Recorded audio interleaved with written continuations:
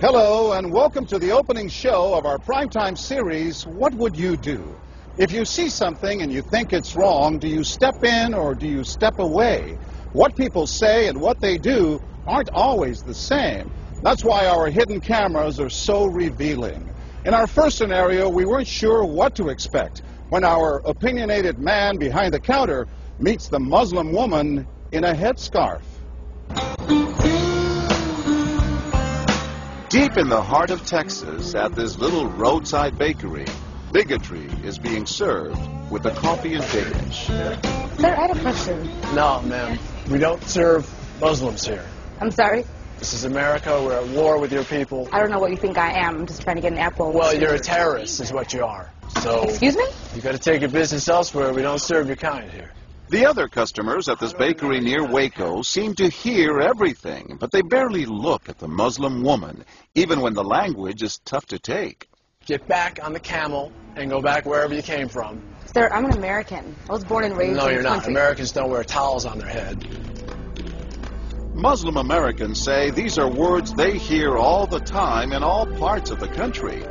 But here at the bakery, what the customers don't know is that this Muslim woman and the man behind the counter are actors. The bakery is working with us, all part of a primetime hidden camera experiment on prejudice and patriotism. Please take your business elsewhere. Am I asking too much? When no one even tries to help her, she makes a direct appeal. Sir, would you mind ordering me an apple strudel? That's why I'm here. I can give you the money. I have no problem. That's not a problem with the money. Please no, sir. Huh? I'm not going to let you order.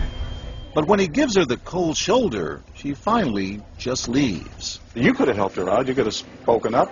Why not? Me speak up for her? Well, if he would try to do some harm to her or something, then I would have. But why not try to set him straight? I really think that a person that owns his own business should be able to say who they sell to. She's not American. Others seem to agree with our actor as to who's an American and who's not. Is it all based on the way we look? I'm an American citizen. I just would like an apple strudel, please. Well, I'm sorry. Then why don't you dress like an American? You're so American. This is for religious purposes, sir, and I don't think you have any right to say anything. So I'm religious. I don't wear, Halloween costumes around. I mean, am I wrong here, sir? Not me. I run my business the way I want to run. That's right. Don't come in here without shoes and skirt on. This customer is adamant that the man behind the counter is doing the right thing. I'm ready for you. But the fact is, it's against the law to deny service to someone based on their race or religion. My name is John Quinones, and I'm with ABC News.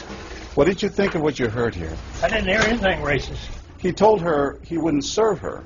Well, he can say he wouldn't serve you if you come in here barefooted without a shirt on. But she wasn't barefoot or without a shirt on. Well, she wasn't dressed right. What do you mean? If I was running the place, I'd do the same thing. You wouldn't let Muslims shop at your store? I sure wouldn't. We never expected customers to be so candid. How do I know you don't have a bomb in there? Watch what happens this time when, once again, our Muslim woman is denied service. This is not right. And again leaves. We reserve the right to not serve. That's right. Certain kind. That's right. That's, I appreciate saying that. I think that's the first time I've ever seen that. He not only commends the man behind the counter for his discriminatory behavior, but he gives him the thumbs up, not once, but twice, Good job. All right. as he leaves. Sir, can I talk to you, sir, for a second? But when I approach, Sir, we're with ABC News. there is no thumbs up for me. We staged a little experiment in there to see how people would react to that kind of attitude. You're not an American. I am an American. That man took it a bit farther, telling me I'm not an American. He was threatened. Jack DeVideo is a social psychologist at Yale University. So when we as Americans feel threatened from the outside, we're going to define ourselves in very rigid fashions, either with me, and if you're not really one of me, then you must be somebody else who's against me. The young woman in our experiment is an actor, but for this woman, discrimination is all too real. Nahaya Javed helped us design our experiment. Although born in Chicago, she says she's constantly characterized by fellow Americans as the enemy. They always start off with, you're a terrorist, Osama lover, towel head, camel jockey, on and on. While attending college in Texas, she says she continually suffered verbal abuse and has even been physically attacked just because she's Muslim. They assume I'm not from here, and if I tell them I'm American, they're like, no, you're not. Just because you were born here doesn't make you American. And I'm like, so what makes you American? It's a daily battle. Mm-hmm. And I don't feel like living in America, I should have to fight this battle. Meanwhile, back at the bakery, our actor is at it again. But how do I know you're not a terrorist? Terrorists look like you. But this time the customers are sympathizing with the Muslim woman. Right, I know, but can you blame me? Yeah, I can't blame you, actually. Why? What's the problem? All right, we'll get out of here. You need to go yourself, actually, what you need to do. Okay, sir. You, I'm a sir. good American, all right? We're at war with these people. My dad's a veteran. Go yourself. So is mine. And he's not the only one who walks out in anger. You need to stop segregating against people. It's wrong. Excuse me? She's an American. No, just like you're a everybody. bad American. Time and again, people speak out with their pocketbooks. You lost a couple of customers, just so you know. But look what happens when this man threatens to leave. You're not a good American, sir. I believe I am a good American. My son just came back from serving in the Army for over a year in Iraq, and that has nothing to do with her rights. I understand that. Thank you, sir. And I hear what you're saying. But I can't believe you would be so discriminatory. I'm deeply offended by that. I'm sorry to offend you, sir, but I've got to live with myself. Seething, the man vows to fight back. I will let people know this. I've stopped here every time I come by this place, and I'll never stop here again.